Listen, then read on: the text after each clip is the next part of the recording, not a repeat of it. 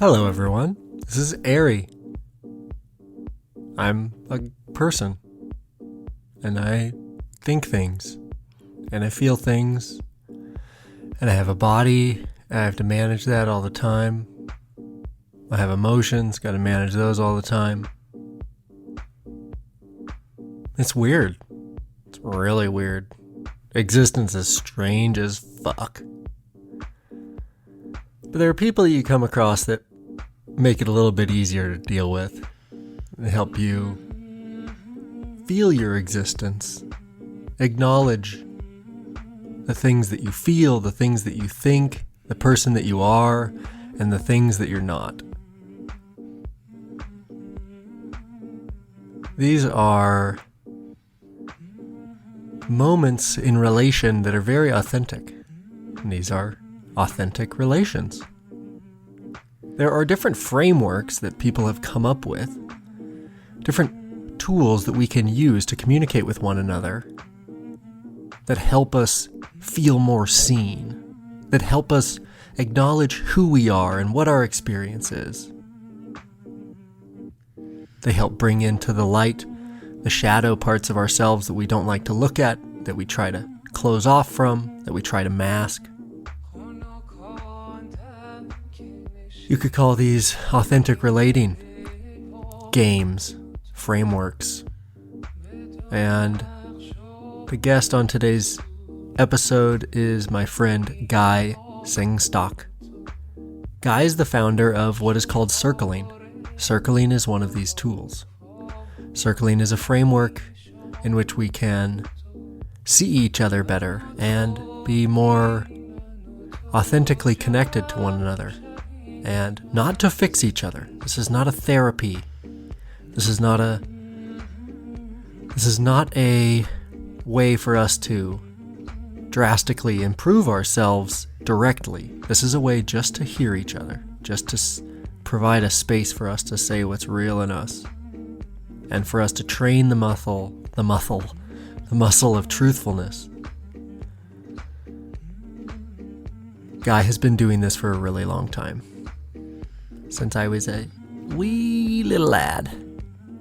He's very insightful and he's so funny. His humor is something that I think makes him great at this. And I haven't been in a circle with Guy yet. That is soon to come, I'm sure. As we've been sending voice memos back and forth all week that just have me rolling laughing. He's so funny. So, it's an interesting topic, really. And if you've been listening to the podcast for any length of time, one of the things that I hope you are noticing is that I am trying my best to be honest with you. I am trying my best to be earnest, to be truthful, to be transparent in the moments that I don't know what the fuck is going on, when I don't feel totally confident, when I feel scared, when I feel confused. This podcast is literally a journal of my transformation, intellectually, emotionally, spiritually. I am picking these guests out because there are areas of my life that I know are calling me to grow. And so I pick these people out because I have an intuition that they have something to teach me.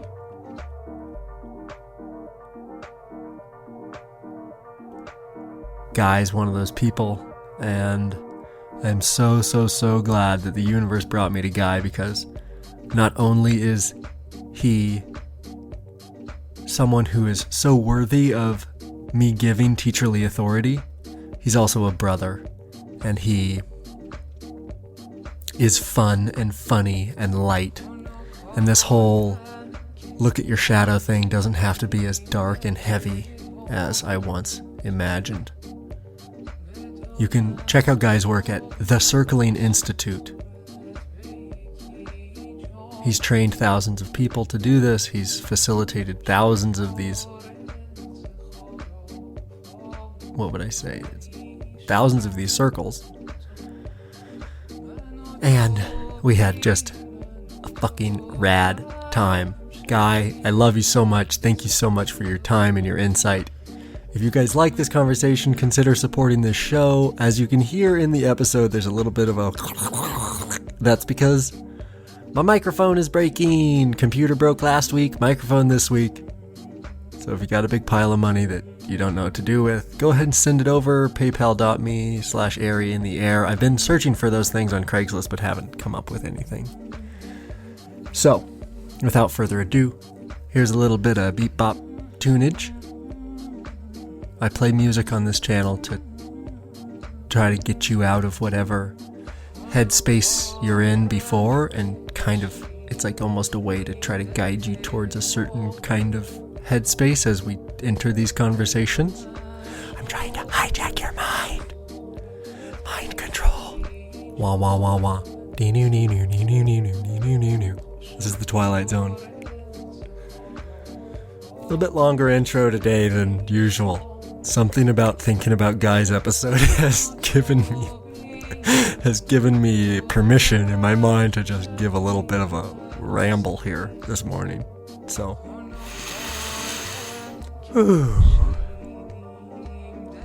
love you guys. Hope you enjoy this talk with Guy. Check out his work. He's really such a G, and his name starts with G, so it's really fitting. It just works. Okay, here we go.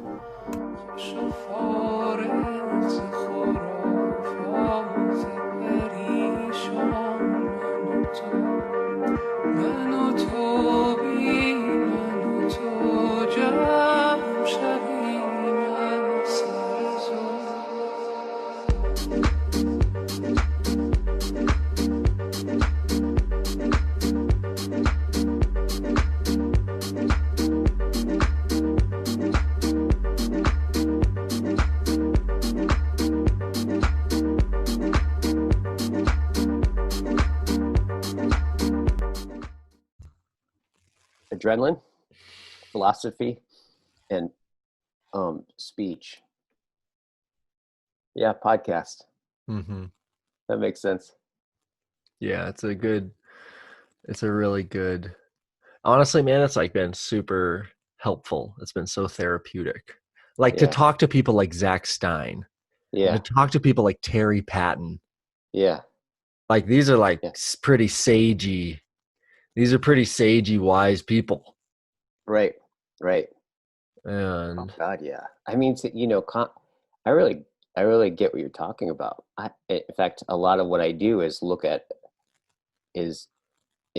at what happens, like when we talk to each other, or what could happen, right? What doesn't often happen, what could happen in conversation. But when you talk to somebody with like a really big mind, right, or really connected to some, they see something on the horizon that not everyone else sees. Like to engage in dialogue with them is to kind of, in some senses, to become someone who could see that too, right? Like that's what it is. There's such a sense of like imposter syndrome that I have, that like somehow like Zach and I do 90 minutes of like super jam, like not just like download from him, but like a super jam. I'm like, whoa, how does that happen?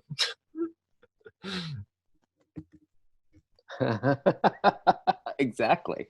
So exactly. I told Peter, I'm like, I'm riding a huge wave of imposter syndrome through this whole thing, and and I like to do backflips, so I do the backflip on the wave, and I just ride it. Here we go. Sweet. What has been the impact for you on as you've opened up to more signal from other people and having this conversation? What's been just like when you're walking around with your wife, or when you're like going out in the world, like in what way does, if it does, do these conversations kind of live in you? I love that question.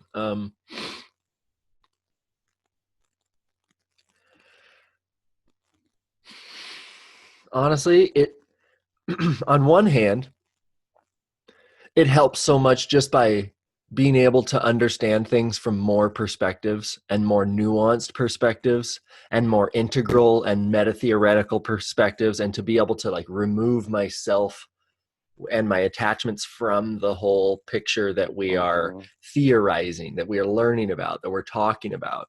And that's really, really helpful. Yeah. But on the other hand, it doesn't really mitigate the sense of like, holy shit, people need to like hear this. People need to like learn this. People need to like, oh man, like we're headed towards the cliff. It's great to understand the cliff more. It's great to like understand how fast we're going. It's great to understand, you know, like all the different reasons why all this shit is like, you know, real. And, but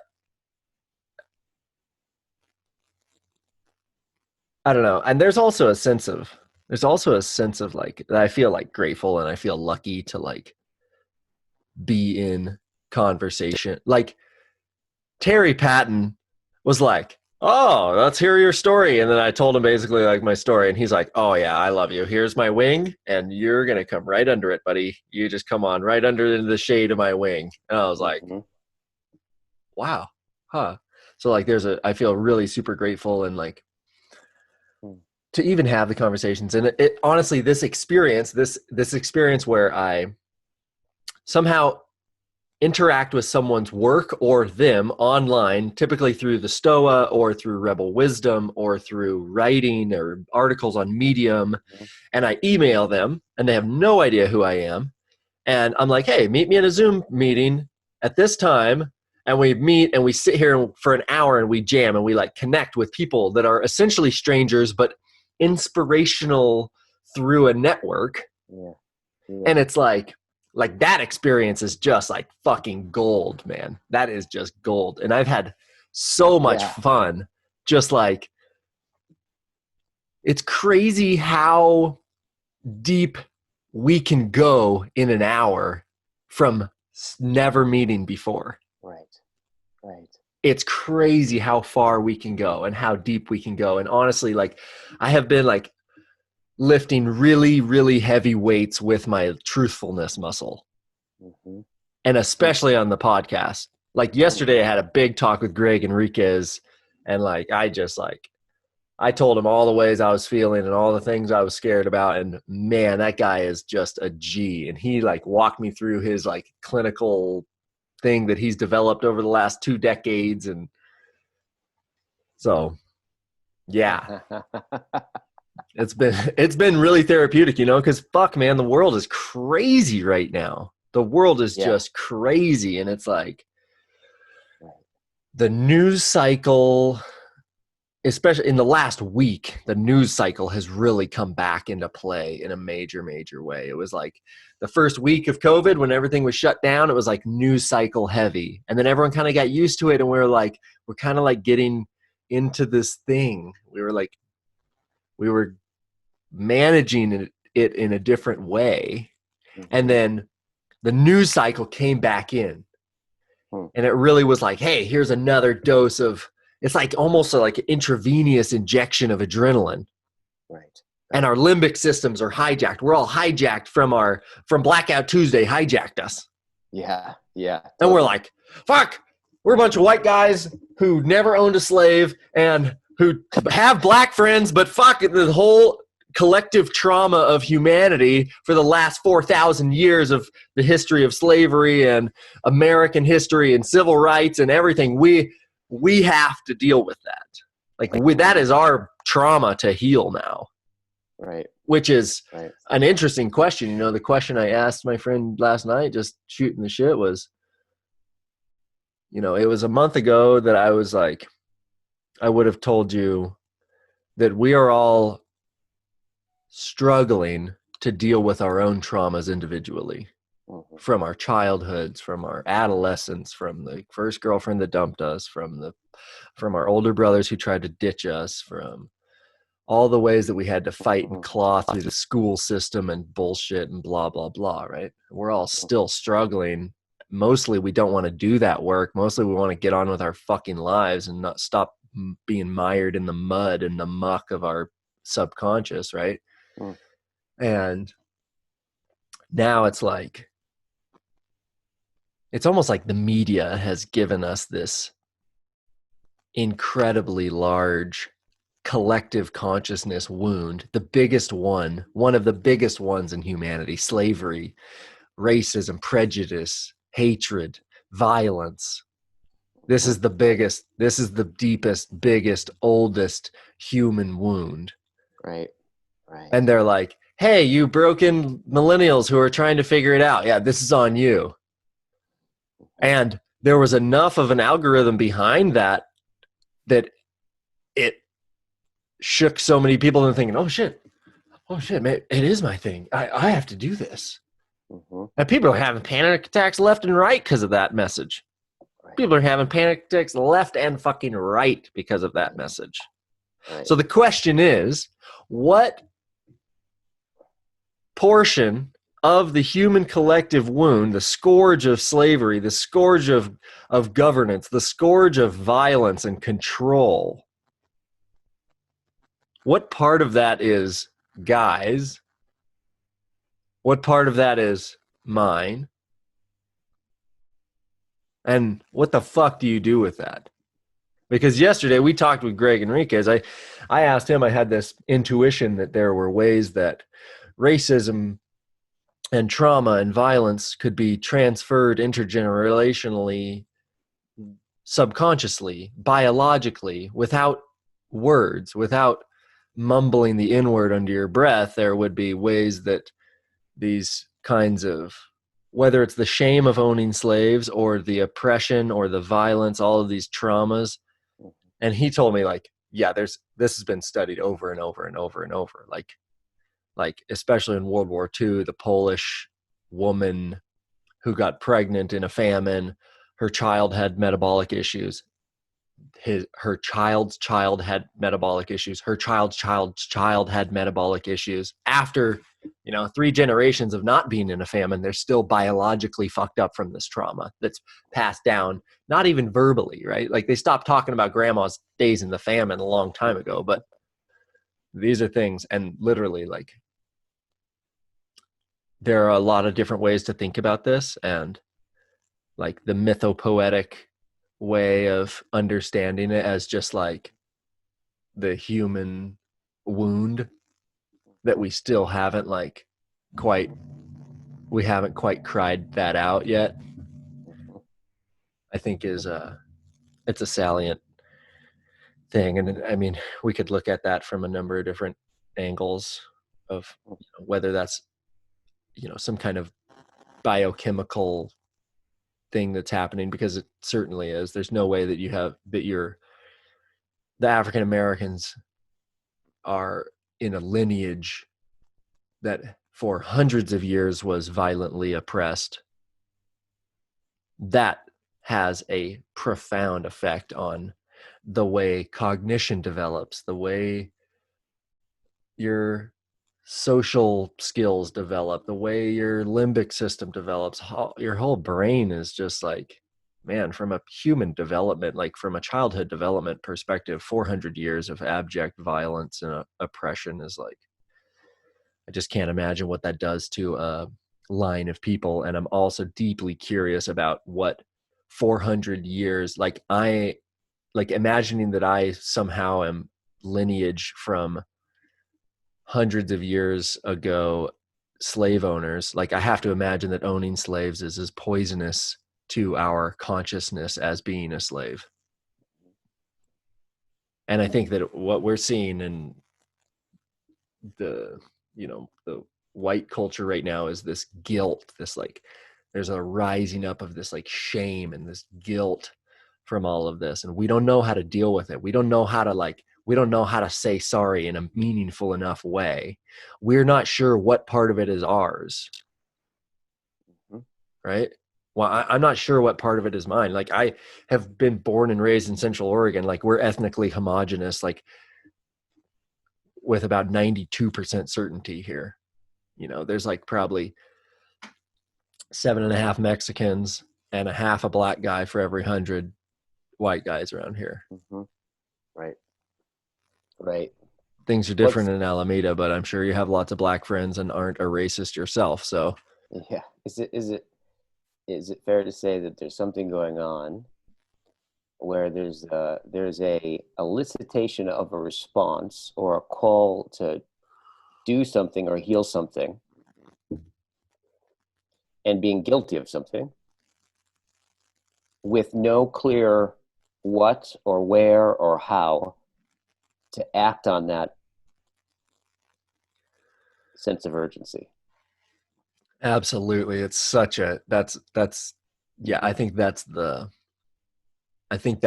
heart of it. That's the heart of the problem right now, is that Mm-hmm. I think that's the heart of the problem right there, is that Yeah. it's like this, the sense that the felt sense for me is like this anxiety. It's this Mm-hmm. panic. It's this hair on fire, chicken with its head chopped off, Mm-hmm. directionless. And it's also like eggshells everywhere. It's really scary. Mm-hmm. It's really scary. It's like, I'm like, hey, like, I want to be sensitive of this, right? Like Mm-hmm. bringing my emotional awareness to the experience of racism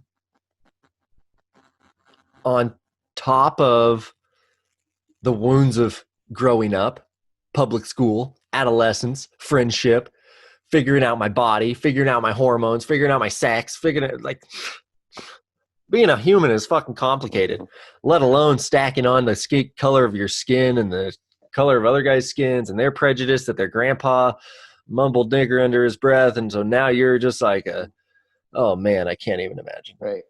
I can't even imagine. Totally. So what basically kind of like I think what you're saying is, at least the image I'm getting, what I'm noticing is as you're talking, the image that's forming into me is this enormous, incomprehensible complexity Uh-huh. with like a sense of I need to do something about that. No, go. Yeah. It's like, Yeah. talk about like Seriously. Seriously, yeah. existential, like orgasmic constipation, right? It's like, No kidding. right? I'm wrong. No, it's wrong. I shouldn't. Yeah. It sounds like a Wait a minute. bad I'm mushroom in the trip. problem. Yeah. It sounds like a bad mushroom trip that just never ends. Wah, wah, wah, wah, wah. Yeah, yeah. Yeah, See, that's one of the crazy. things about this is just it's kind of like first of all, I mean, my experience with this is just I have just have find myself having a real deep respect for probably not fully understanding to what degree I am an ant on top of an elephant that um, is even wrong about not knowing that it isn't an elephant that's on, right? Mm-hmm. There's a embeddedness that we're thrown into, right? That by definition is so like we can be aware of that we don't know what's happening, right? Mm-hmm. But that awareness kind of, in a certain sense, we can be aware of how much we don't know. Mm-hmm. Um, It's and really important. it seems like that that which is the case, right? Um, there's something about social media, and I think it's so new. We have no idea what exactly what we're looking at with social media, right? And all of the information, but I think it has this weird sense of where it takes all of that complexity and makes it super salient in an object that you can't act on. Um, and so, like, and and so there's this kind of weird sense where you get all of these signals like urgency, something's wrong, right? Like, but on these meta levels, so and then all of your signals want to go but then you're looking at a screen, and then you're in this world of like opinions and language and information, and it's a I have a feeling that maybe the anxiety is less to do with an understanding of how bad or good or weird it is than it is about that, right? Yeah. What the fuck do we do now? Mm-hmm. And like what it's like at some level, it's like, well, how do we know there's a fuck to do now? Based on what? What is that referencing? Right? And then you look at like, well, kind of we're swimming in information without a direct encounter in a certain sense, right? So it's like we're having all these things on a very meta level that are signaling emergency, but my embodied sense, it activates the sense of like wanting to do something, right? Or being guilty for something, or it activates your consciousness, but there's no environment directly to then act on. Yeah. So it's kind of a strange situation. I mean, like, fuck. I mean, I'm looking at all this stuff. I get there's racism involved. I mean, but is the response of what all the stuff I'm hearing, is it about racism, or is it about something else? Right? Yeah. What exactly are people like? It what I don't know. Like, I don't know if anybody quite knows. Right? It's so complicated. Yeah. Um. And the nefarious agendas of all the possible actors who are poking the American system when it's very fragile. Like, it's a Yeah. fragile system that's very fragile, that's on the knife's edge of just blowing up. Yeah. Like, I have friends further south in California than you, and they're telling me that they're seeing these pallets of bricks being delivered to places where protests are planned. Mm-hmm. Yeah. And I'm like, oh my God, that's like inciting violence, inciting the shift, inciting the shift from protest to riot, the shift from protest to looting. Right. Right. Yeah, there's all kinds of things that I can't know, that I'm so skeptical of. Right. I'm so skeptical of. And I know in general that trying to solve racism with Facebook is like trying to cook dinner over a crayon drawing of a fire. Mm-hmm. Yeah. And that's a big, so that right there is a world we've never been in before, or it's only been there for 15 years, right? Like, and what's strange about that world is how much it just disappears. Like, it's taking something for us to to lift it up into and to talk about it and reveal it, because we're there's something about technology that seems to, the characteristic of it is these miraculous things like the internet, and having the entire, being able to have a thought and like directly transmit it to the entire world in a second, in your finger, or actually on your watch, right? Only happened, I don't know, a few years ago. Yeah. And it's we end up living inside of it, and it fashioning us, and it disappearing into the background, right? So I think it's more, there's so much going on right now that we have no idea how to completely understand and conceptually, let alone see, right? Absolutely, dude. I think that we are in uncharted waters, and it's really, it's almost funny. I want to say funny. It's interesting, it's scary, but it's also funny how quickly we get used to shit. Because the cell phone thing, the social media thing, it's like, Yeah. I think our hair ought be on fire for, we have no idea what we're doing to our minds with social media. We don't know what we're doing to our minds with cell phones that have social media on them available to us all the time. The other day, I'm riding my bike home, and I ride by this like construction site. There's this beautiful home being built, and there's like this big pile of dirt, and in the pile of dirt is standing like a 13-year-old boy. He's got a shovel that's stuck in the ground. He's holding onto it with one hand. The other hand, he's holding his cell phone, and he's just scrolling. His look on his face is just blank. When I was his age and a little bit younger, my father built a custom home that we lived in. And I had to do all kinds of work on the house, backfilling the foundation, just like this kid was supposed to be doing, right? And I would get so bored. I would totally avoid my work. I would totally everything but shovel, but I didn't have a fucking cell phone to scroll on. I definitely didn't have any kind of social connection. I would toss rocks up into the air and hit them with the shovel like a baseball bat. We would throw dirt clods at each other ad infinitum. until my front tooth was knocked out and my brother had a black eye. Right.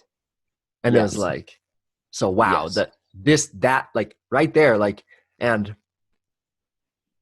the age development, like seeing my mother and stepfather scrolling way more than they should on Facebook. And I'm like, holy shit, like they're old, but like that's having a profound effect on them. And I think back, I think to the kids who are so much more pliable, so much more malleable, and who inherently are in a stage of development that desires and requires so much more social connection. Holy fuck. I feel like I'm still trying to shed the fucking wounds of my own needs for social connection, my own, the times that I was ditched by my older brother and his friends because I wanted to be cool, I wanted to be accepted into their group and I wasn't. Yeah. Or the times in just middle school and high school where it's just the turmoil of the Lord of the Flies situation that is American public school is like, man, I can't imagine what cell phones and social media are doing to us. Oh my God. I did 3 years with a flip phone because at some point my cell phone came out of my pocket on its own accord and looked at my face so many times that I was just like, why are you looking at me? Why do I have this app open? Why do I have social media open right now? And I was like, I can't do this. I'm not responsible enough. Right. Well, to give this some perspective, think about it. Like, okay, so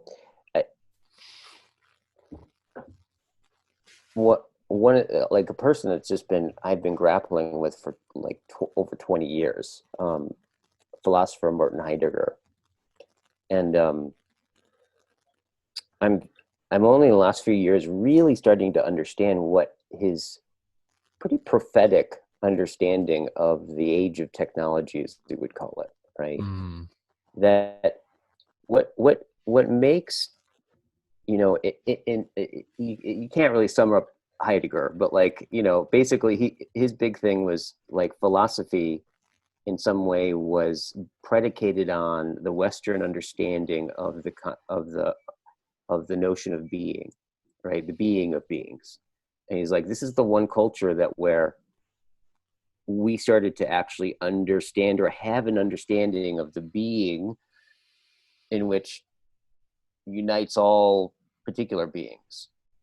And it's like, you could say it's like almost like an understanding of the horizon of inexhaustible intelligibility, right?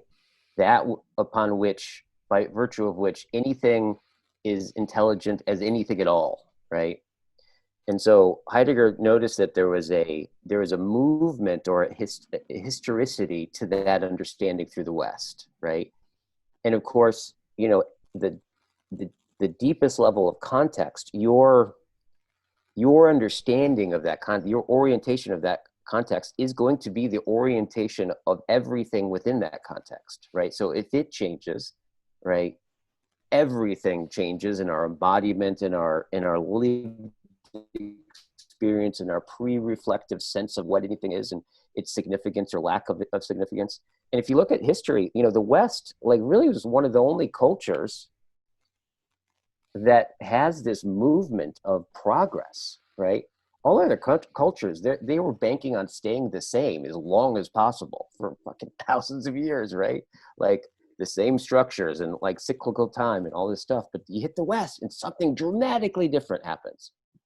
And so a lot of his philosophy was trying to elucidate, you could say, feel into that understanding of being, and it's going to be the thing that's most concealed to us. Because it hides itself in its obviousness. Well, technology, right, he would say, is, at some point we understood the being of beings as subjects and objects. Anything that was anything, right, was predicated on this notion of that if it was something, it was a subject and object, right? Started Descartes, right? And it was the first to name it, and Kant, all that kind of stuff, right? And then into the Industrial Revolution, right? It really kind of like, you can see the movement of that understanding, right? Being like in the Industrial Revolution, where all of a sudden we have machines in factories where it's like the subject is starting to overcome the dominance of the object, right? And at some point, I don't know exactly when this transition was, but Nietzsche comes along and he speaks the understanding of being, right? Of where he says it's like the ontotheology, or the innermost understanding, and the God's eye view come together. And you would say that it's the that the innermost was the upsurging of the will to power, which means just kind of this kind of like meaningless surging up of energy, right, if you will. Like this is the whole Nietzsche thing. And then the theos, right, the theological, or the God's eye view, was the eternal return of the same,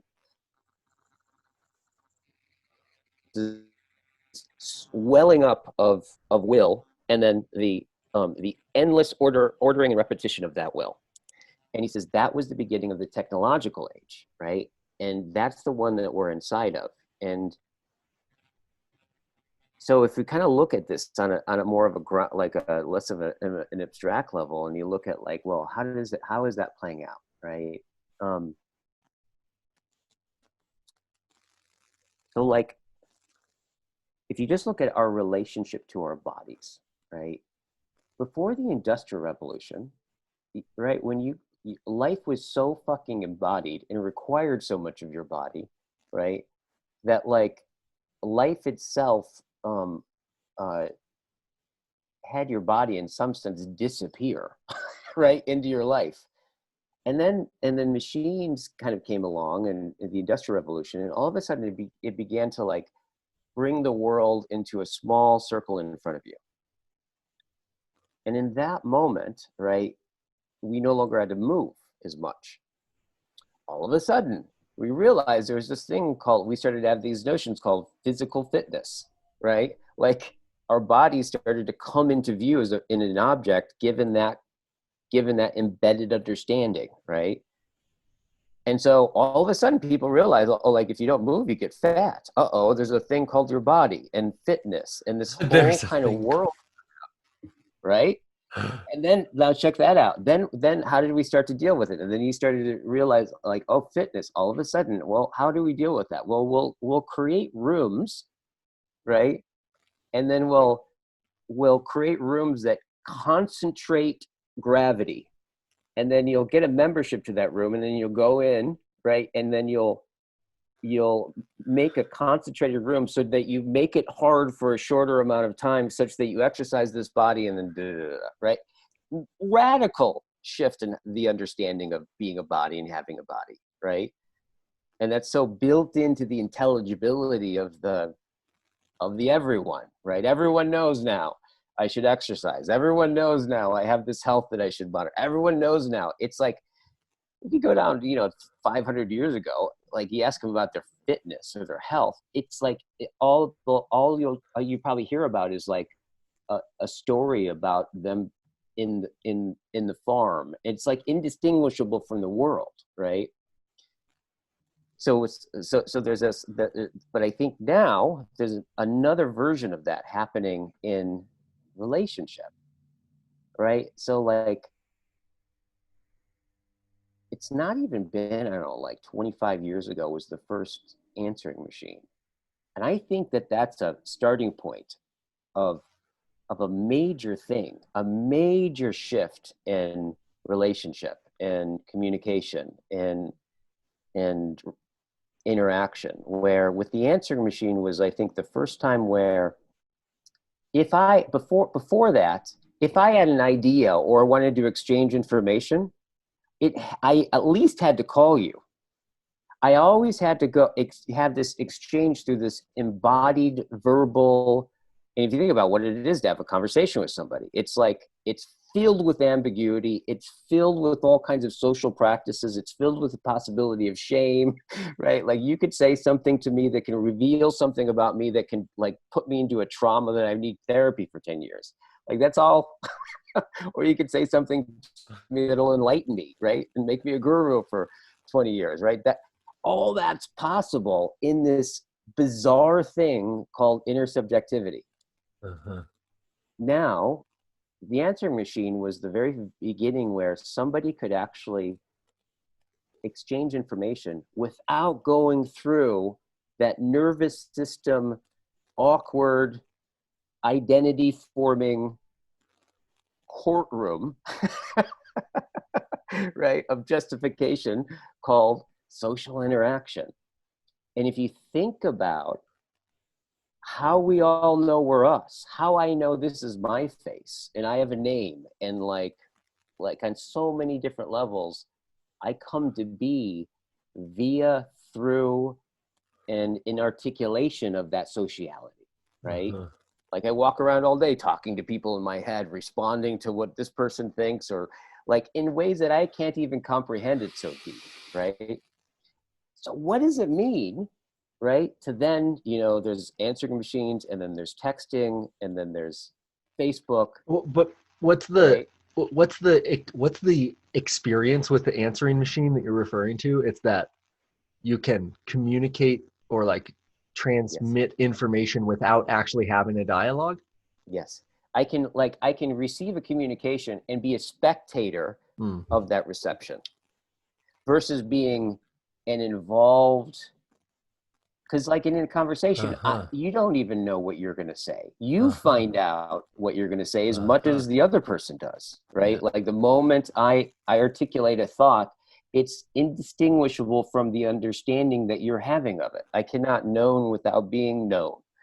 There's a constant, and there's an aliveness that's so native to us, that Uh-huh. is so deep in our nervous system. Our nervous systems are designed to have that. That's what kind of makes us us. Uh-huh. And so, like, if you think about it, what happens, just like with, the analogy that I'm kind of highlighting with our bodies, right? Where there's a division between my life and my needing to respond embodily to it. Uh-huh. There's now a division that transforms everything about the body, including what the body is, right? So now if you look at the level of like sociality and relationship, Mm. right? When you start to remove, right, and you put this where now it's an option where it never was an option. Mm. What does that mean?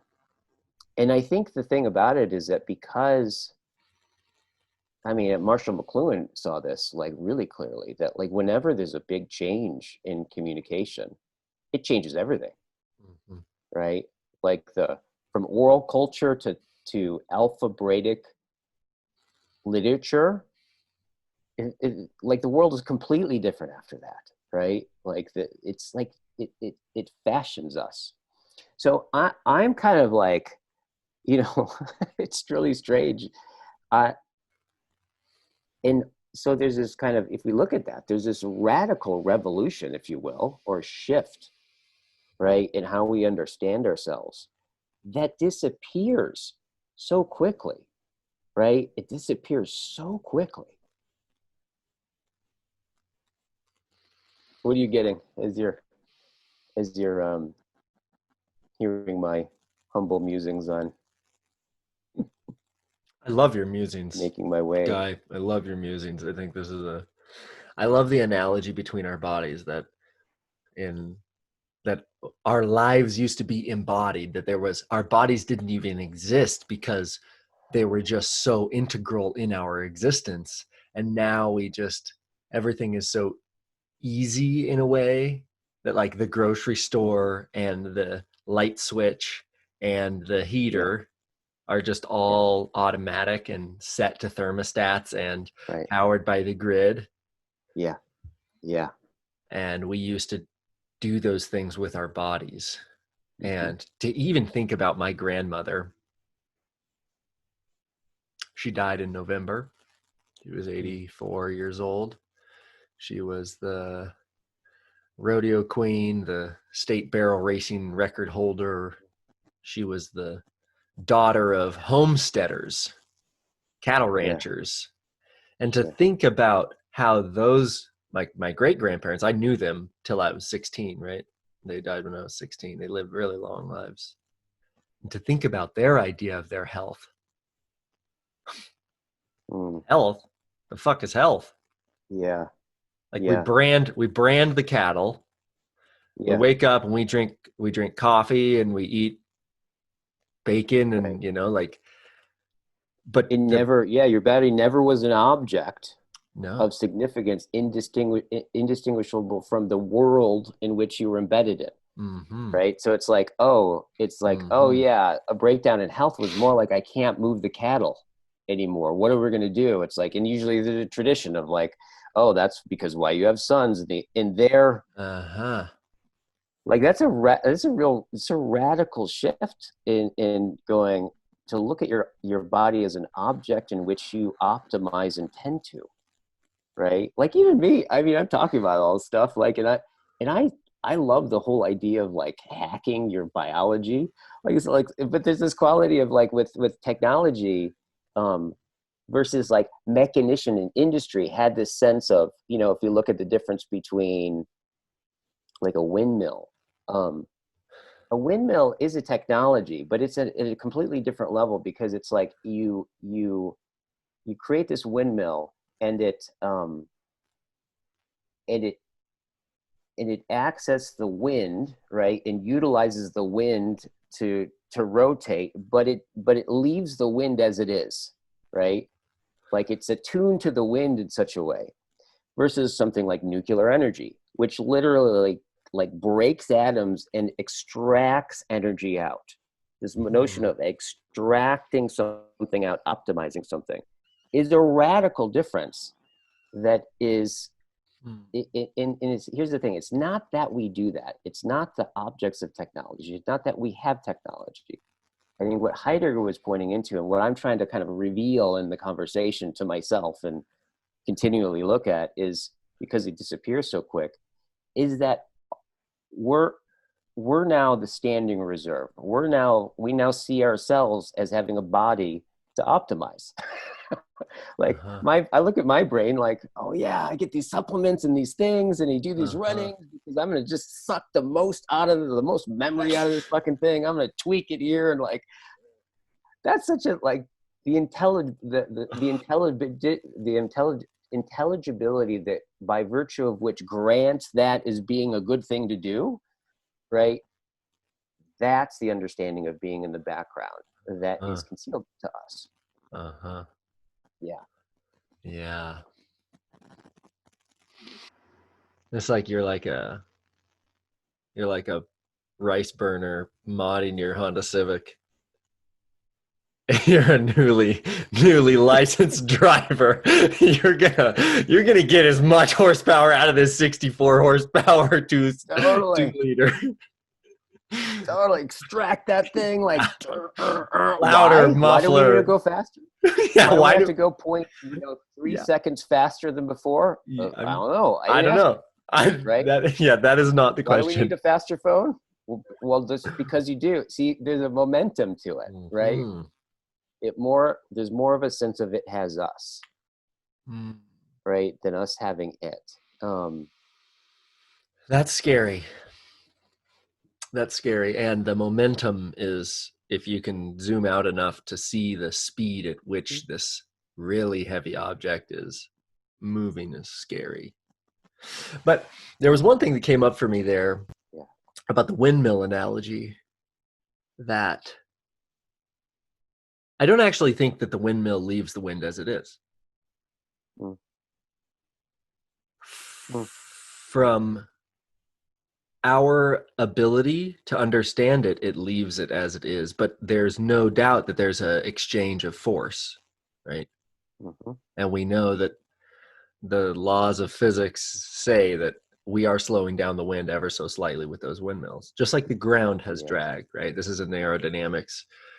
And Mhm.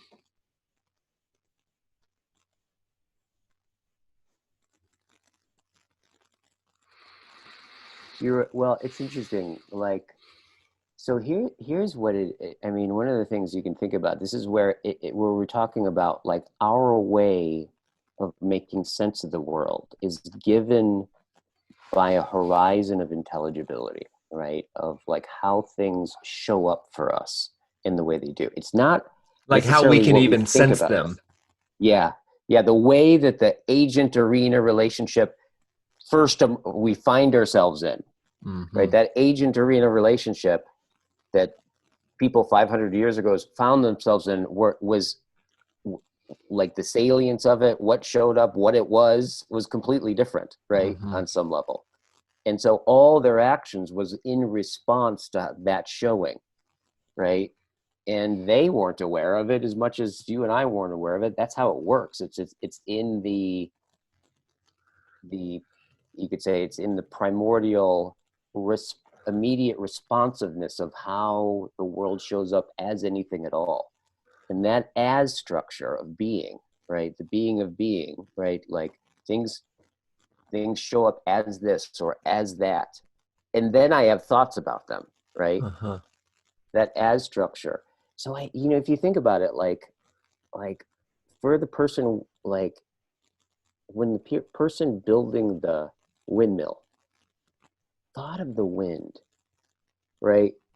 In a certain sense, he really did have to relate to the wind as the wind, right? It was what it does. It like did its own thing. There was something beyond that person that he could come into relationship with and attune to it in such a way that it could like everything about it was attuned into the wind being the wind, right? And that's why windmills are beautiful, right? There's a beauty of attunement to a craftsmanship that was attuned to the being of the wind. But like I think now we think of the wind and we picture a power plant, right? Or we picture a resource in which we can optimize, right?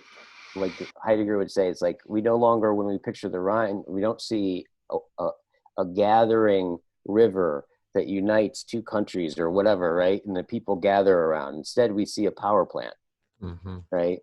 So things show up for us as a standing reserve, right?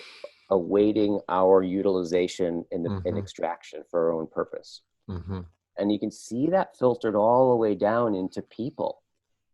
Like, oh yeah, like what's your network, right? How many people are in your network, right? Like how can you optimize your network? How many friends do you have? Like there's a quality where even people show up for us like that.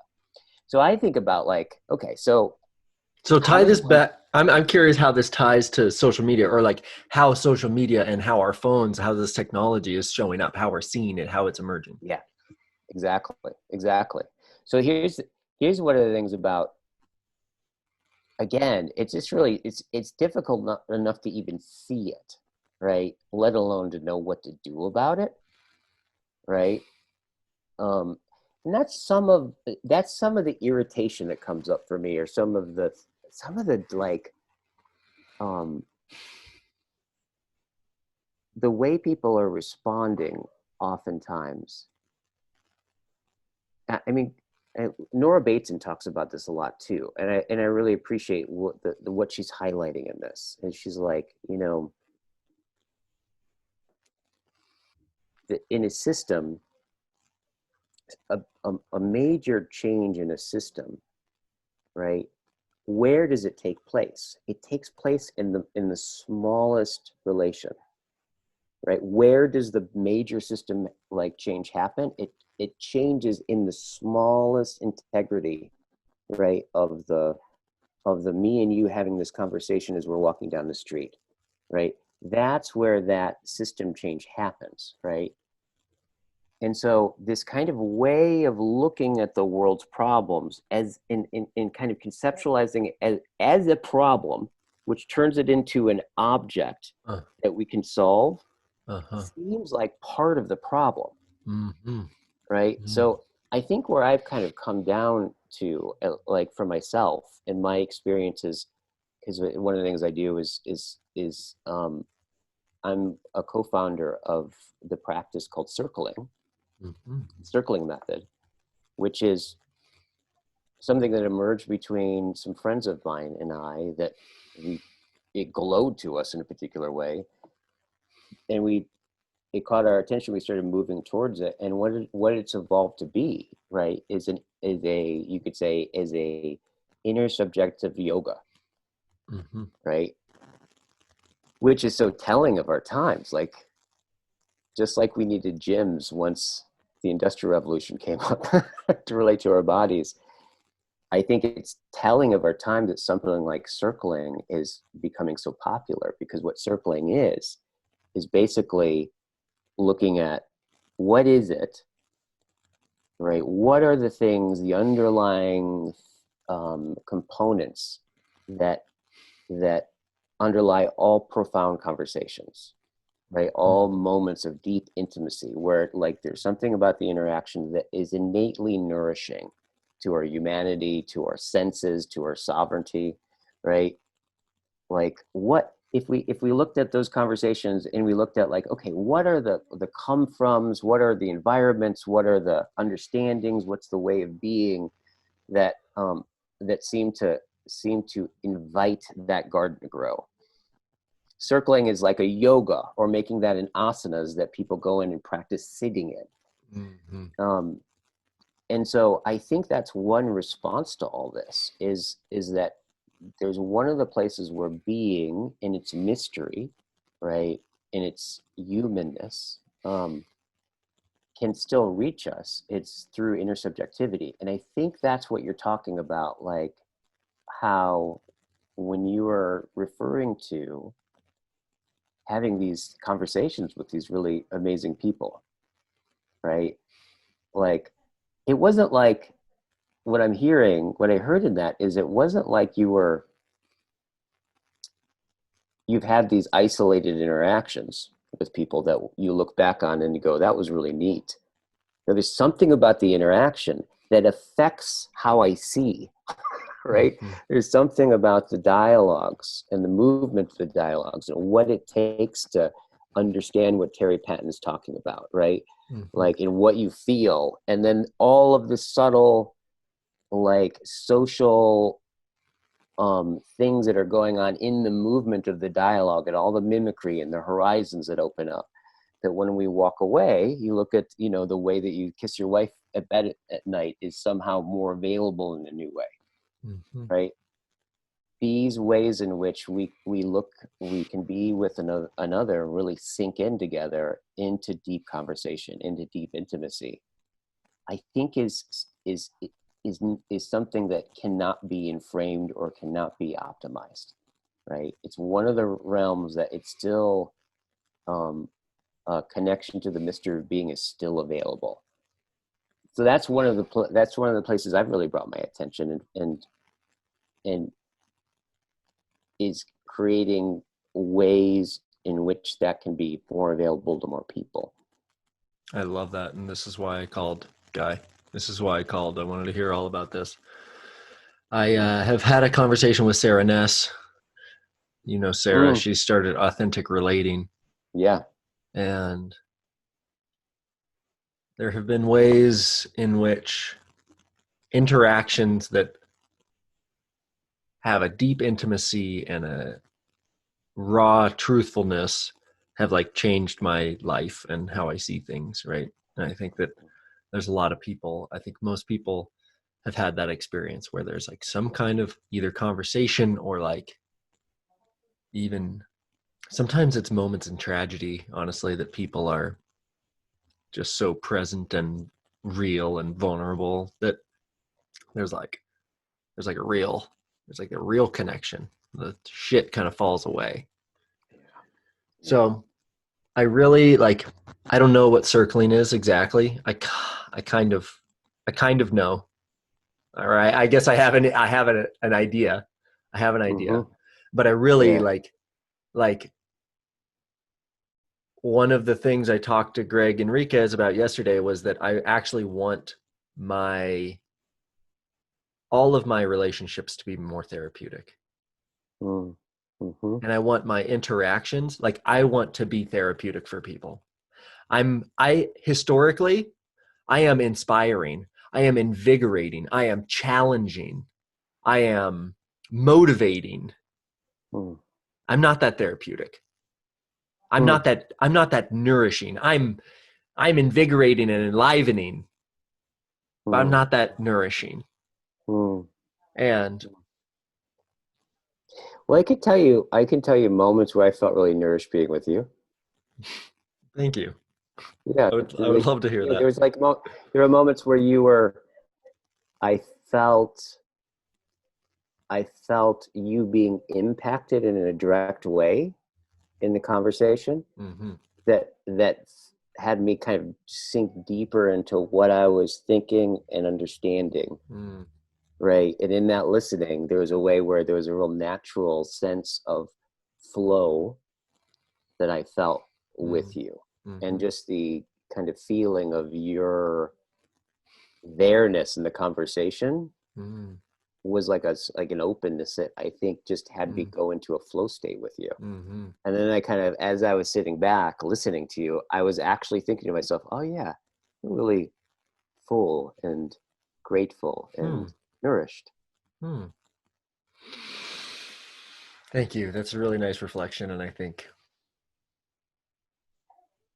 there's a couple things that I feel like you're putting your finger really close to what I think is kind of at the heart of some of these things. And one of them is being open, being up for grabs, as Limberg calls it. Being up for grabs. I love this idea of being up for grabs, because I come into this conversation with you having credence that you are a thinker and that you have ideas, and that I am up for grabs. I am willing to be seduced by ideas, the best ones, the good ones, the right ones, right? And so I come into this conversation looking for more perspective, looking for more nuance, looking to be changed, looking for transformation and for healing on my own part. Yeah. So that I come to this conversation with that. And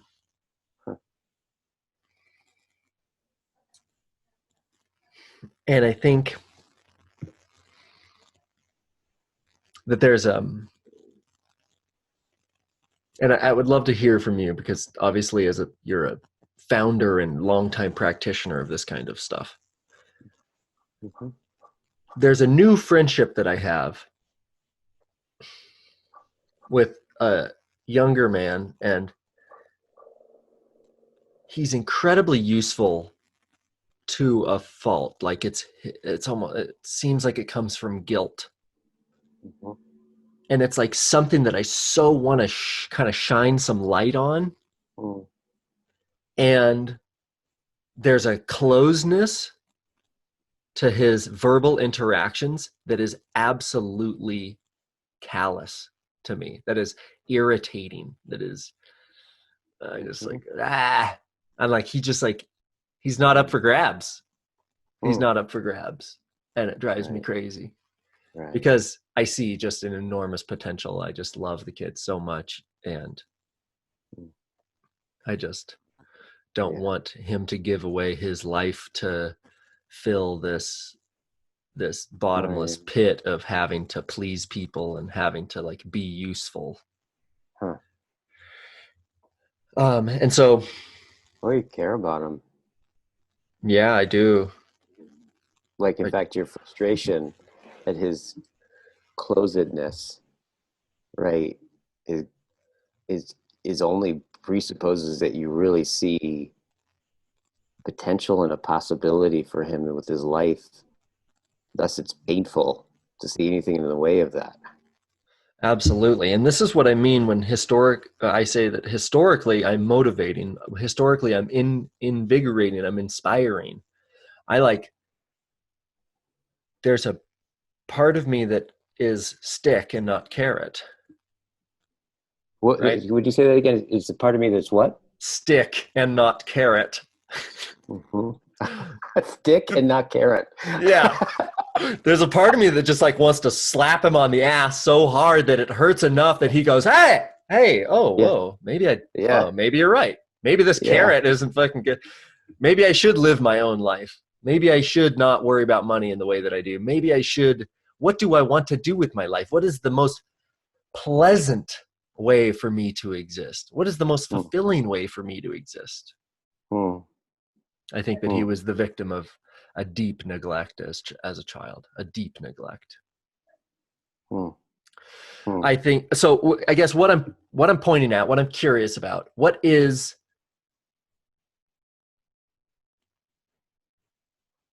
I feel like the thread that I'm on here is like the transformational power of openness. Hmm. The Yeah. transformational power of openness, and what, like, I almost need from you like a pretty morning show. Hmm. I need a morning show introduction into what circling is. And I feel like the thread Yeah. that I'm on is the transformational power of openness, and what and how circling uses that. Because I have this intuition that it does. Yeah, totally. Well, if we look at like, so first of all, I just want to say, I just really feel in a visceral way, as you were talking about him, I just feel how much you're for him, Mm. right? Like everything, even your like irritation with him and wanting, like all that just seems, what shines through to me is that Mm. you fucking care about him, Mm. right? Like to the degree that you're hit him being free to him being free for his possibilities to be, Mm-hmm. right, of your concern. Here we are having this conversation with Mm-hmm. somebody you barely know, and you're bringing it up. Like you're holding him, right? Mm-hmm. First of all, just that having that, like having you in his life when he isn't even thinking about you and he's not around, that you're talking about him and you're considering him and you're living with him, you have him in your concern, that in itself I just want to commend. Mm.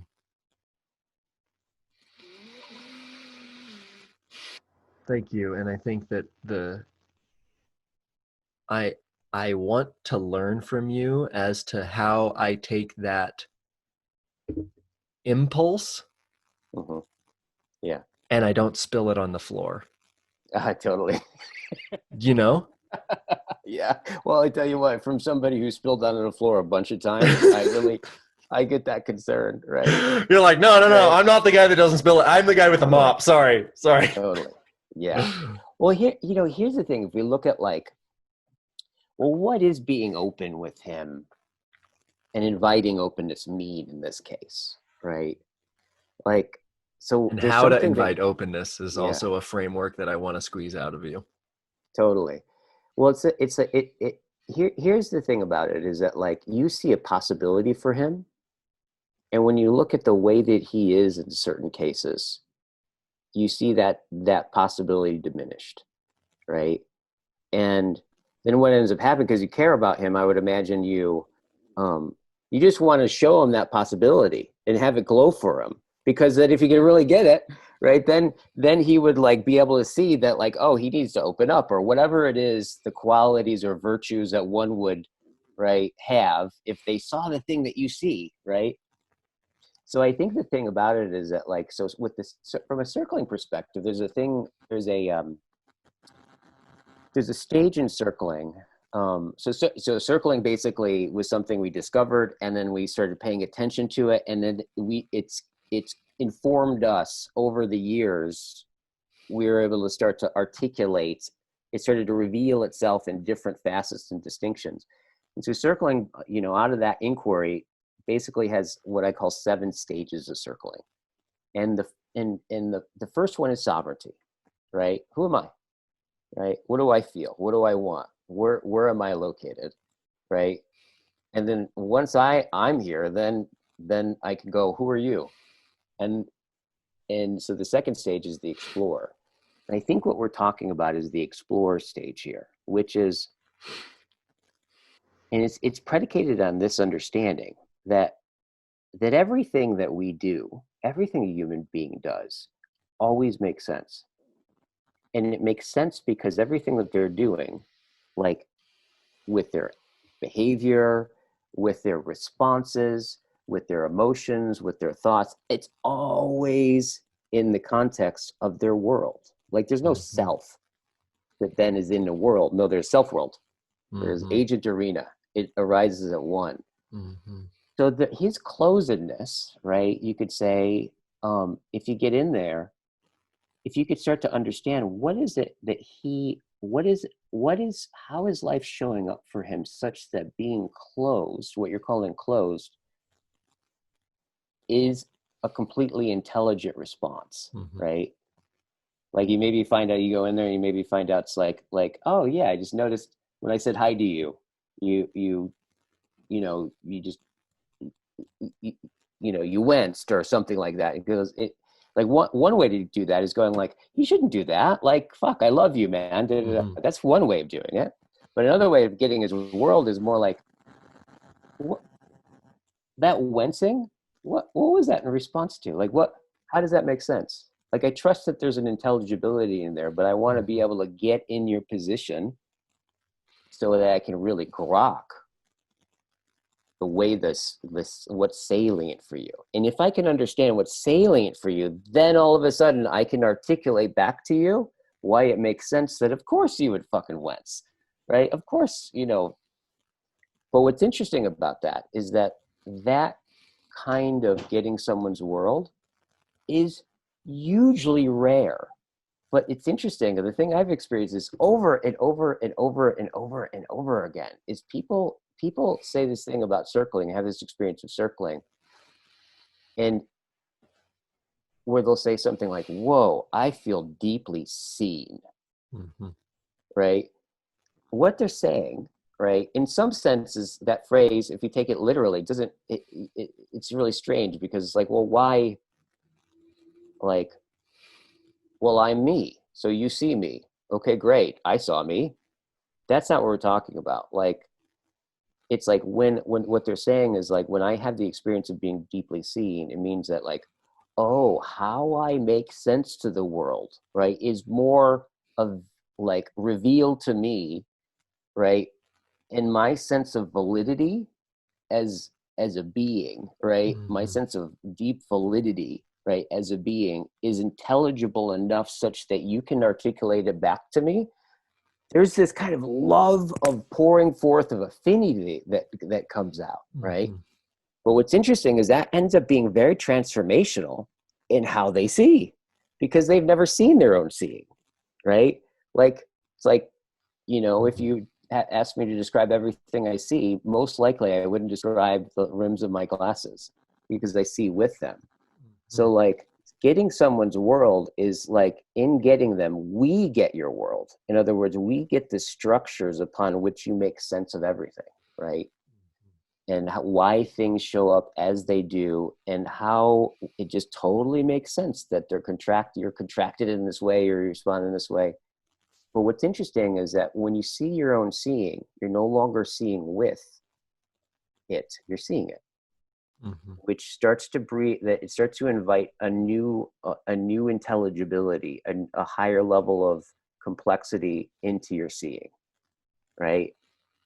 And so, and then what ends up happening is that then for you, it's like with him, you can start to, when he does that or whatever he does that shows up as contraction, then all of a sudden that moment is going to transform for you too, because all of a sudden it's not going to be just this irritating thing that's getting in his way.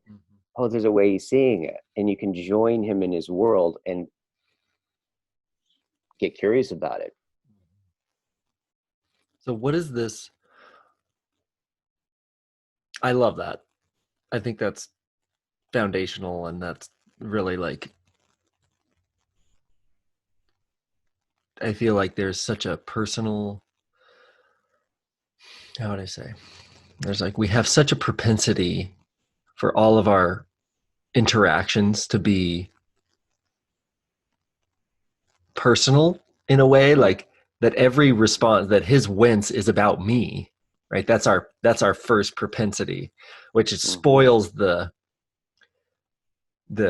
nourishment. It spoils the therapeutic opportunity to come into his world, right? But we take it as personal. So I think that's really important. But I want to hear, just like, in not abstraction, what circling is. What does it look like to like how long does it take? How do we, Mm-hmm. like physically, what do we do? Like what is circling as a Mm-hmm. practice? Yeah, totally. So circling is a practice. Oh, just one more thing. I just felt like I just felt with that thing I was talking about, and I think actually the virtue that you embody when you get someone else's world Mm, and that is expressed to the other person and with each other is reverence. mm, To even to go, you're a legitimate other. You see things. You have a way of seeing things, and like that you're beyond my conception of you, right? To be able to approach somebody like that presupposes that's kind of like the place in which that beyondness. One, it's a humble place, mhm, but it's a reverent place. mhm, And I think that reverence for you and as a being, right, and the respect that comes through that is implicitly communicated in just the attempt to. mm. And I would have to say that people, I bet you, if you really take a look, if to the degree that he gets in his own way in his life, are probably the result of not people being overly reverent with him, Mhm. Totally. right? So like just that reverence in itself is a Mhm. virtue that can attune and afford so much. And I think that our society right now, what we're seeing, especially with the race issues and with the all of this, like as Martin Luther King says, that the riots are the language of the unheard. There is like there is this deep desire to have reverence for our experiences, for our existence, for our lives. There is like this Mm-hmm. outcry of like, witness me. Like, please fucking witness me. Like, please, I am not, Yeah. I am not your conception of me. I am something totally, totally more complex and bigger and deeper than that. Mm-hmm. So please, please witness me. Yes. I totally see that. I totally see that. Yeah. And So I'm if you not, look at like, yeah. yeah, totally. So if you look at like a practice of reverence, I mean, I think essentially that's what circling is. If you look at it from a Socratic, um, you know, Platonic, Neoplatonic standpoint, I think what circling is really the practice of reverency, Mm-hmm. right? Of the virtue of having reverence and connecting with reverence into what's possible and beyond all of us when we meet, right? So like what it looks like is that basically it's like we set the intention. There's a group of people usually, and there's one way of doing it where we just somebody plays the role of the person who's being circled, right? Who is having everyone's attention is on, and the other people, there's usually a leader who has training in all the stages and stuff like that, and then there's people participating. And you could say basically what the intention is and what we're practicing is just, it's the simplest thing in the world is we're practicing being with what is. However, when you think about it through reverence, right, it's being with what is from a place of reverence, right? Like inherently saying that like what is can disclose more of itself through our revering of it, through Mm-hmm. our observation of it, through the way that we are with it. And so the person who plays the role of having the attention, being listened to, right, being gotten, right, is that part of the practice. And then the other people who are participating and leading um, are enacting that in another way. The thing about circling though is like where a lot of things like a more of a therapeutic nature um, that work with groups kind of have that structure to it. However, it's a very different intention, right? It's the intention isn't to help the person or like or to have the person get something or work through something or something like that, right? That's actually kind of the opposite of the Mm-hmm. intention. The intention is like, no, I'm going to sit down with you and I'm going to enjoy the living shit out of you, right? Mm. I'm going to like just lecherously in a certain sense, see how deeply related I can be with myself and my experience of being with you.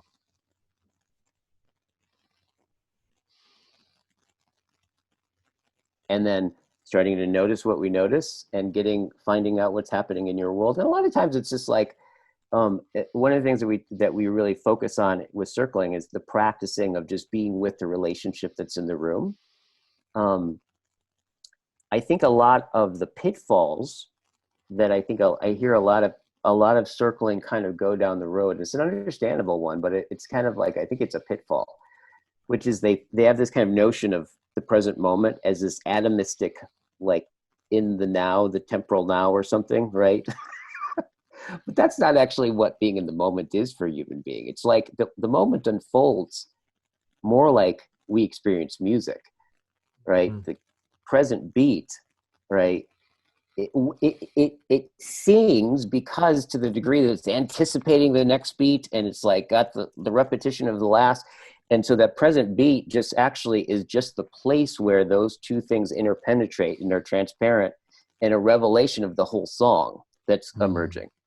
So that sense of presence of where we're recognizing there's what we're talking about, but there's also moments where we stop and we go, okay, what's happening right now?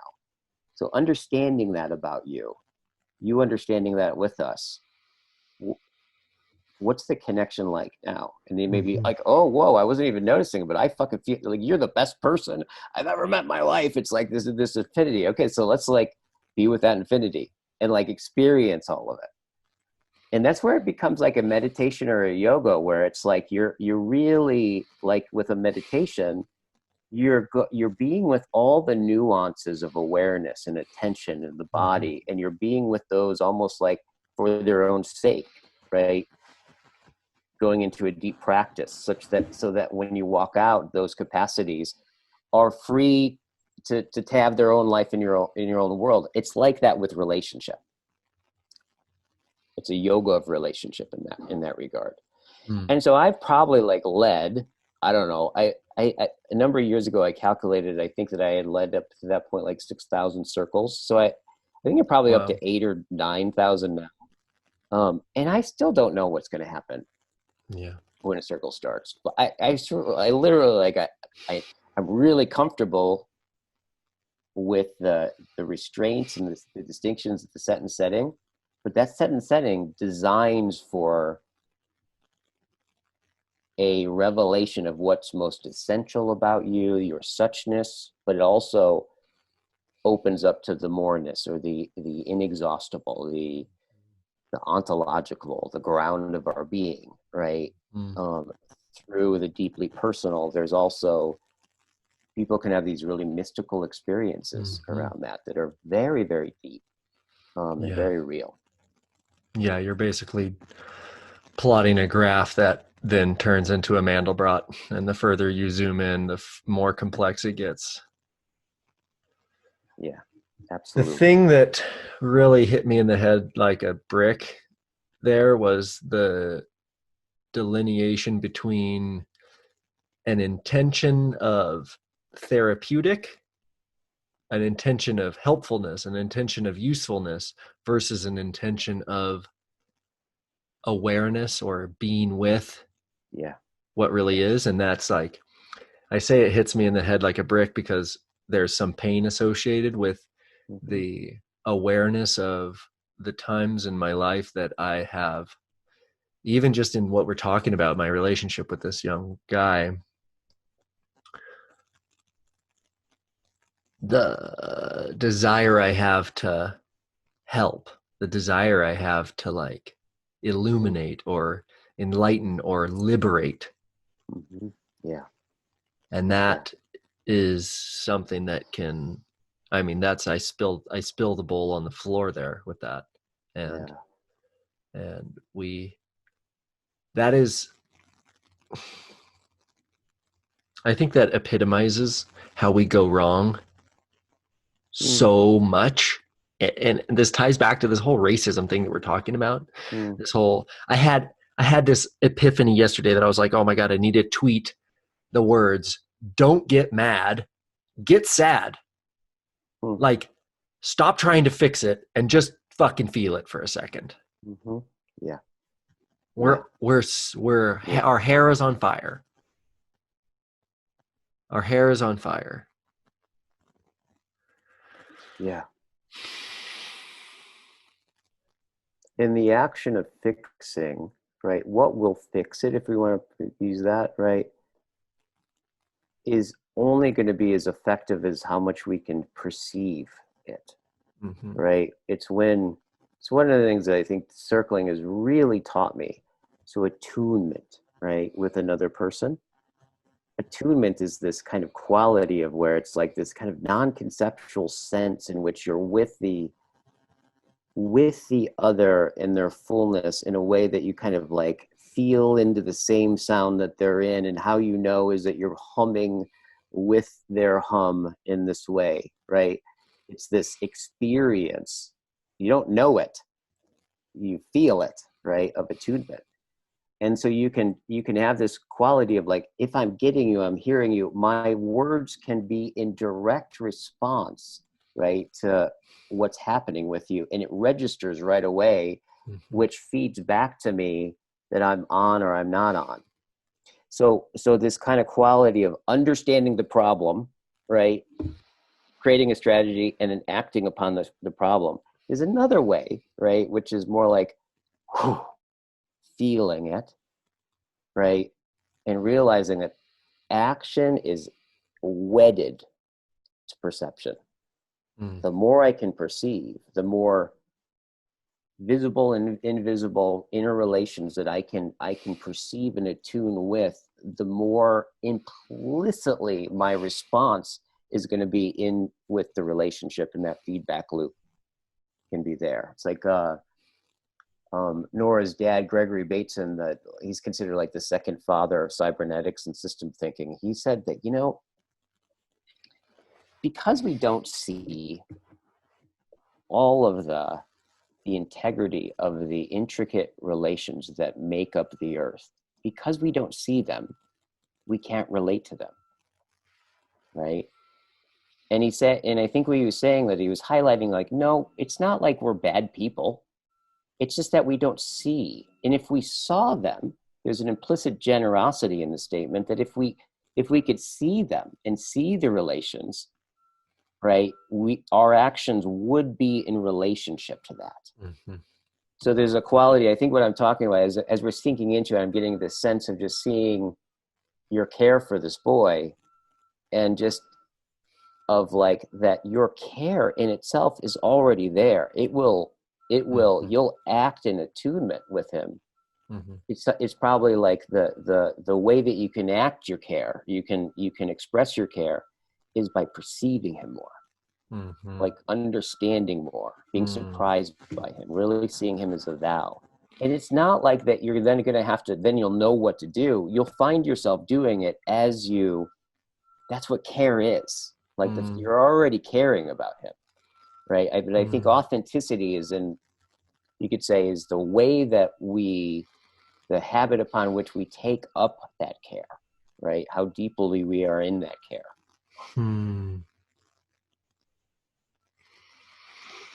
I love that idea that the reverence of gaining the perspective of wanting to see more is that is the action, that's the thing. It's not like, if I can see you enough, then I'll develop some kind of solution. It's like the act of seeing is the thing. That's the fucking Mandelbrot. It's like, you just got to keep zooming in on the Mandelbrot. Yeah. So right there, I think you just did it.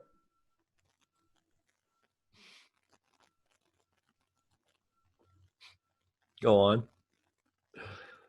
Well, you took in everything I was saying, you went, and then you basically re-articulated what you saw, right? Like, but I would say that there's a way in which if we look at attunement in this moment, like, what's the attunement level between each other? What would you say? Quite high. Yeah. Quite high. Yeah. Yeah, that's what I mean. Yeah. I'm really appreciating your listening. And I think when you talked about like how you show up, there was a word that you use, I show up wanting to be changed by what I'm Mm-hmm. hearing in the Mm-hmm. podcast, right, with these people. What a great context to be able to listen, Mm-hmm. right? Like I'm going to so fully release my sensorium, my care up to what you're saying, that like that in understanding to you, I am wanting and willing to, when I come back to myself, I will be a new person. Mm-hmm. I will be different in some way. Mm-hmm. And it's interesting that difference in the way that you're listening to me, seeing the difference in you in these subtle and not so subtle ways gives me the experience of being heard by you. Mm-hmm. Right? Mm-hmm. It's not so much you understanding me, although you do, Mm-hmm. but like it's the sense in which uh, the possibilities that the possibilities of the various possibilities that are presencing in your life, that are, you're talking about how something is more, that possibility is more accessible to you, Mm-hmm. right? And in that sense, it's like seeing that shift in you has me in some level like relax. Like I'm like, Mm-hmm. I feel deeply heard. There's an Mm-hmm. affinity with you. So I want to acknowledge you for your ability, your capacity for listening. Mm. It has me just when I think about that, and I just think about like if you like just that with him, like if he was one of your podcast hosts, the next time you see him, you just sit down like, huh. just that just that openness to him. Mm-hmm. I'm curious as to the role in which my own preconceived respect or reverence, right? Like I called you because like I know you have something to teach me. And I like that's a preconceived notion that I come into the conversation with. Yep. Yep. And so it is enlightening to how I spill the bowl by coming into a conversation where I have something to teach. Mm-hmm. Mm-hmm. Right? This Yeah. closedness creates a frustration in me because I'm like, shut up and listen. Yeah. Yeah. And when I come to the conversation with, no, tell me more, tell me more, tell me more, tell me more, Mm. it's a very different experience for Yeah. me, for sure. Yeah. Yeah. I think you just really, I think you just said something really profound. As a distinction. Huh. It's typically that's kind of what I'm referring to when I say that historically I've been invigorating, inspiring, enlivening. Mm. Like, Mm-hmm. Mm-hmm. like, Right. have you ever been 10,000 feet off of the ground in a thermal? Like, trust me, there are higher states of enlivenedness that are available to you that you haven't yet considered, Yeah. Yeah. Totally. Yes. right? Yes. And that's that's the part of me that gets sponsorships. That's part of Mm-hmm. me that when I sit down at a table with the Oh marketing yeah. directors at a brand, they're like, holy fuck, who is this guy? They're like, Mm-hmm. whoa, like they feel it themselves. They're like, maybe Mm. our viewers will feel it. Mm-hmm. Yeah. But then I think that Mm. that's not a nourishing, Mm-hmm. Yeah. that's not the therapeutic part of myself. Yeah. Yeah. The invigorating and enlivening, like that's one side of it. That's on Yeah. the other side of complexity though. That's on the other side of the Yeah. therapeutics, right? Yeah. Yeah. Because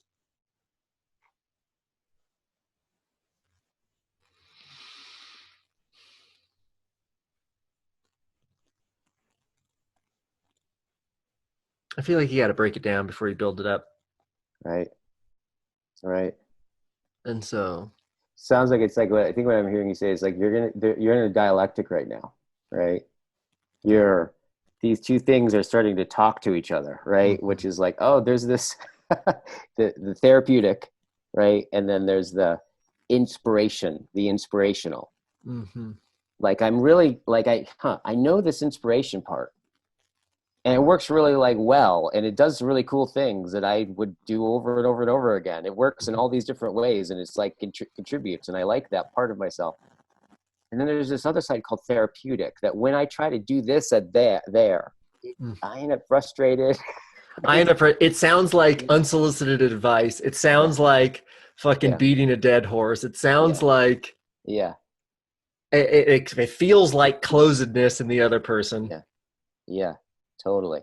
I'm wondering, right? I'm wondering if it has to do with the relationship, right? Because it's kind of like from a level of like you're speaking to people that you're not interfacing with, right? And you're presencing a possibility, right? That they're free to engage with or not, but you're not in relationship with them. Like the more enlivening that is, the more they're able to like actually become present to it and then choose to walk into it, right? But it doesn't seem to presuppose relatedness in any kind of sense.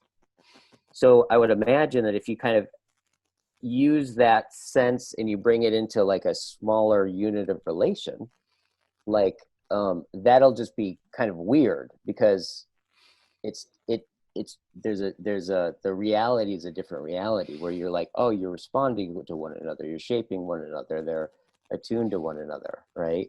Mhm, So it sounds like, see, I think it's kind of like what even would have you be more related, like is probably because it'd be inspiring to be, but the inspiration would be implicit in the way mhm, that you were interacting and mhm, understanding that person, right? mhm.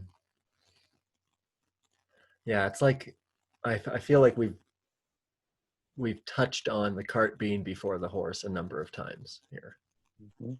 The Yeah, intention of being therapeutic as opposed to the intention of hearing, the intention of seeing and reverencing and presencing as the intention as opposed to utility, improvement, yeah, right, supplements, right. Yeah, right. rice burner Like modding. like it's like a difference between I thou, I it, right? Like a means to an end and an end in Uh-huh. yourself, right? Exactly. And they're like both of them are like, God, if I had to relate to everything as a thou every moment of the day, I couldn't like leave my bedroom. Mm-hmm. Right? Like, oh, the wall. Whoa, wall. You are wall. It's a categorical mistake, right? But I think what the way that we're related to people, right? Car. Oh my God, the uniqueness of Scar. car. Like The I unique. am a different I with this car. Like, Yes. oh. This is such a huge bad mushroom trip. What are laws? Oh my God. What is car? Exactly. Exactly. And that's why mushroom trips, you can't have a life if you're high on mushrooms because everything is so Mm-hmm. filled with thou-ness, right? Yeah, it's Um, so the complexity is so much more obvious, and we can't even operate. We got to dumb shit down. We need to pixelate this picture, otherwise I can't leave my bedroom. yeah, totally. Yeah. So it's Guy, like, why are you hugging the wall? yes. It's Oh, so it's fucking unique. obvious, right? It's so obvious.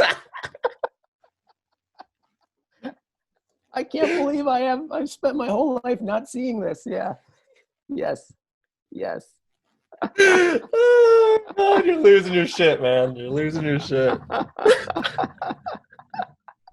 So that quality of just like in a certain sense, if you just imagine, like I think that's it's not like you don't kick his ass, right? Maybe that's the appropriate thing. It's not like you don't call him out in whatever's in the way of him being committed to.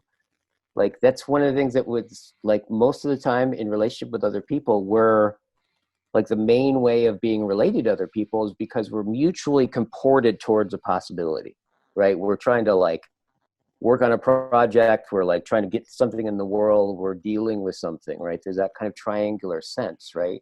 So we look at things as a means to the end of that, right? However, all of that, right, is grounded in an I-thou relation. If this I-thou relationship isn't there, our ability to respond to each other in this revealing of this possibility starts to become diminished, right? It happens in companies all the time, right? It happens in teams all the time. If the intersubjective relationship breaks down, like there is no, the possibility goes away. So I think it's a matter of like, not all the time, right? Just like being like, oh my God, right? It's, but on some, the ability to go into I thou of like, who are you? Like, oh yeah, I'm assuming things about you, but what's actually going on with you? Right? Oh, I had no idea. Oh, I see how that would occur for you. Oh, what I'm getting about you is this. And now I'm feeling regret for what I was doing. I really apologize for that. Like that kind of sense of like where you can drop into I thou, right? And like oftentimes in breakdowns, that's what happens, right? Like when a breakdown happens and you're frustrated with each other, and then if you can actually not fight, but get interested, right, and have a mutual self-disclosure, those are the things that then just like when you come out of that, you look back at the thing, the thing that you're comported to together, and it glows so much more, right, with more possibility, and you see new things, right? So it's like that, the ability to do that. And I think circling basically is a yoga of that. It's a yoga of being able to kind of tolerate the anxiety of that, move towards intimacy, not like to move through all those things like frustration, and be able to stay in relationship and open up through it.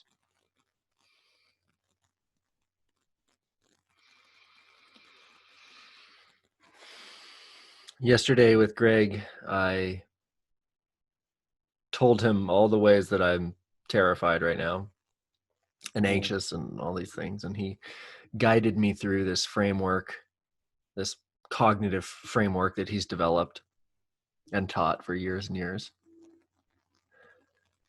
And I made this joke at the end of the interview about whether or not he could take my insurance as payment for that. And he told me that he had considered for a long time giving up his license as a clinical psychologist because this shit should not be clinical. This stuff needs to be in every house, in every relationship. There ought to be frameworks that we can understand each other better, that we can hold space for each other better, that our relationships can be more therapeutic in general, because we're all so deeply in need of it. Yeah. We're all still dealing with the turmoil of our adolescence and our parental relationships and their shortcomings and the shortcomings of our society and our history and our genetics and all of this shit. And I'm really super glad we connected on this. I'm really glad that you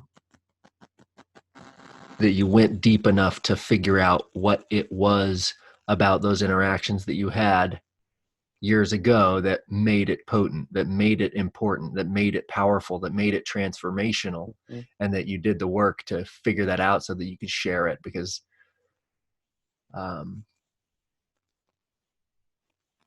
it's very helpful for me, and I can see it's illuminating for me. And I said that it hit me in the head like a brick because it's illuminating in a way that is promising and painful simultaneously. It's illuminating the promise of the future and the pain of the past. Of like, oh, yep, fuck that up. Oh, yep, that marriage. Yep, I definitely fucked that up. Yep, Right. So I'm like, yeah, Guy, thanks, fucker. But it also is like, when I think about just societally, if we just zoom out to think of individuals and groups, the just innate and incredibly powerful, not only desire, but like need to be seen, need to be heard, need to be held, need to be understood emotionally and cognitively and historically, and have space for our own experience created by another person. Yeah. And to have someone be curious about us. This is what is being, this is what's being called out for, I feel. And I don't think that most of the people who are yelling the loudest about what is happening actually know what they're calling for. Yeah. And I even in this conversation, I feel like a huge amount of clarity as to what is being called for and what I might do to answer that, as far as being a person who is in a position that I can create space for other people's experience. And I think that there's a part of me that literally, like in the last couple of weeks, I'm like, I want to push back against the guilt that I feel like is being purported in my direction. Say, no, I'm not a slave owner. No, I'm not a racist. No, stop telling me that. No, this is not my fault. I am not responsible for the world. I'm not responsible for the problems of the world. This is not you can't fucking put this on me. You can't put this on me. You can't put this on me. And this is like the first epiphany that we talked about. This predisposition to take everything personally. Instead of taking a step back and being like, oh, what is actually being said here? Because there is a lot of blame. There is a lot of blaming language, but that's the blame. The blame makes sense. The blame makes sense. You haven't fucking listened to me for 400 fucking years. Right. And so it comes out as, I think that it seems in my own experiences is that it comes out as like guilt, as it comes out as like an accusation that we internalize as guilt. And then the guilt gets algorithmically amplified to a level that the vast majority of people cannot handle and have to step out of the way and say, no, this must not be a problem. No, this must be a lie. No, this is not my fucking fault.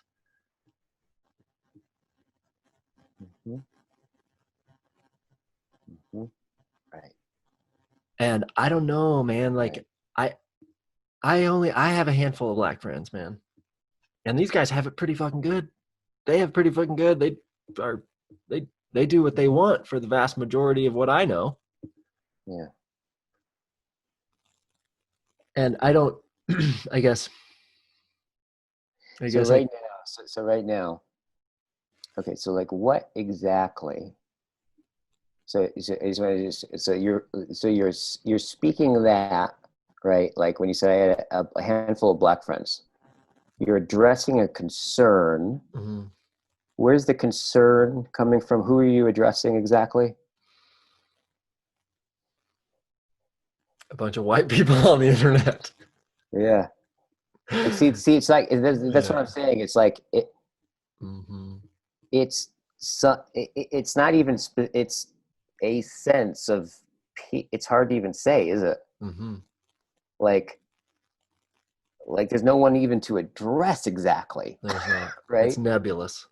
But there's an urgency that has you want to act, but nothing to act upon exactly. Right? So just seeing that, like just looking at that. Yeah.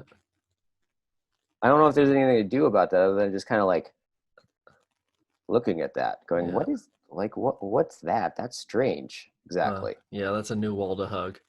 Yeah. But I have this, I thought of something. My dad, who's a recovering alcoholic, he got sober when I was 12. And he got really involved in AA, and he sponsors people and all that kind of stuff. And one time he told this story where this guy comes up to him, um, that he had sponsored apparently years ago, right? And the guy comes up and he's just like, "Hey, I left before I could tell you about it. I lost touch with you, but I wanted to say that thing that you said to me. When you said that, that revealed everything differently. It changed my life. It had me move. Da, da, da, da. I'm so much happier. Da, da, da, right?" And he gets done, and they hug, and my dad walks away, and he's like, "He misunderstood what I said."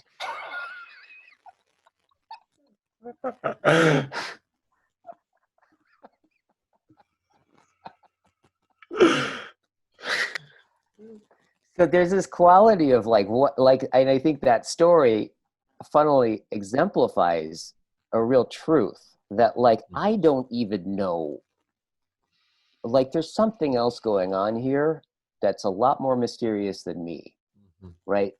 Well, who's to say? It's a funny situation. Well, oh, you misunderstood me. I'm going to correct you. Well, is that really more true, or is it more true what he heard? Yeah, no right? shit.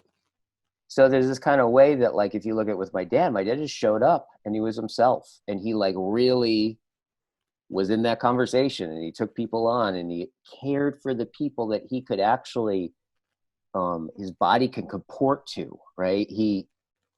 There's a way in which where I think this thing that Nora said has just really been playing, you know how you get these, somebody says something and you're like, oh, that's interesting, but then it wiggles in you, right? This thing that Nora said, that's the biggest change, system change happens, the place it happens at is in the smallest intimate relation, right? And it's interesting, that is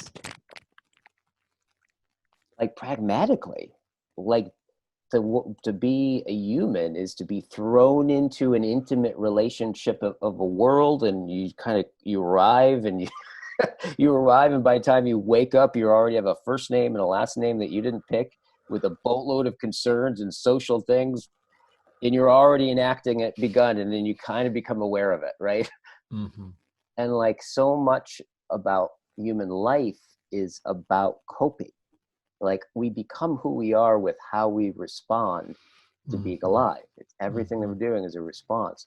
Well, I think it's really important, and it's really easy to lose this on the internet in this way that you don't even notice it, where no, there's how you become you is through coping with your chosen and thrown into concerns of the world. That's how you realize your character, and the world realizes itself through you. To bring your full attention to those relations, and actually the Stoic thing, right? Which I think that's really brilliant, right? Where they're like, look, you have very little agency. It's barely distinguishable. You should probably direct it towards the things that you're actually can make a difference on, right? And it's not obvious, right? That's rationality, to ration for what actually my attention can actually make a difference on, and define those things, right?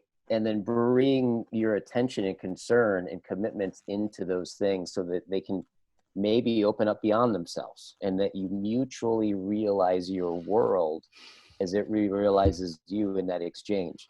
And you can almost think about the internet on some level. Social media is a dyslexic stoicism. It's here's all the things. Your agency is gigantic. Your reach is global.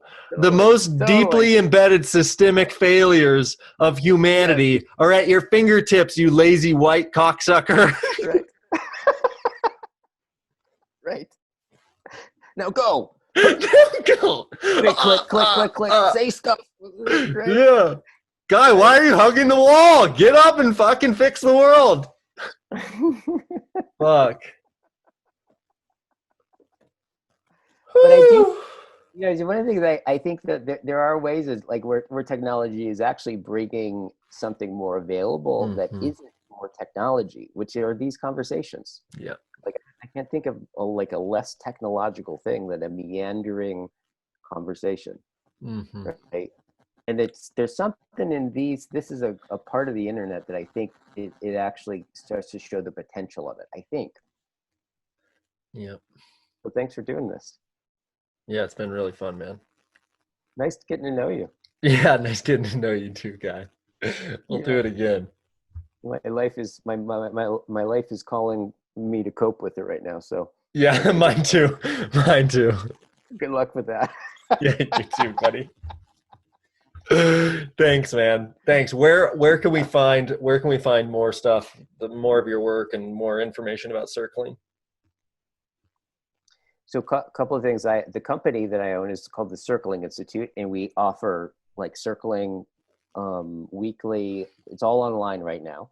Um, so there's like a Thursday night circling that anyone can come to. We have weekend events, and the main thing that we do is a year-long training program called the Art of Circling. That's all online now. Mm. And so I'll give you the link for it, the circlinginstitute.com. I have a YouTube channel where I get really cool people on and we have these kinds of conversations, and that's just Guy Sengstock on YouTube. And if you want to contact me personally, just email me at guysengstock@gmail.com. Love it. Love it. Do me a favor, connect me with Nora Bateson. Sounds like I need to talk to her. Yeah, totally. I will. Okay, Guy, love you, man. Thank you. Yeah, you too. And I'll send you all the links and stuff so you can post it. Great. Great, man. All right, my friend. Good times. Mwah. Bye. See you.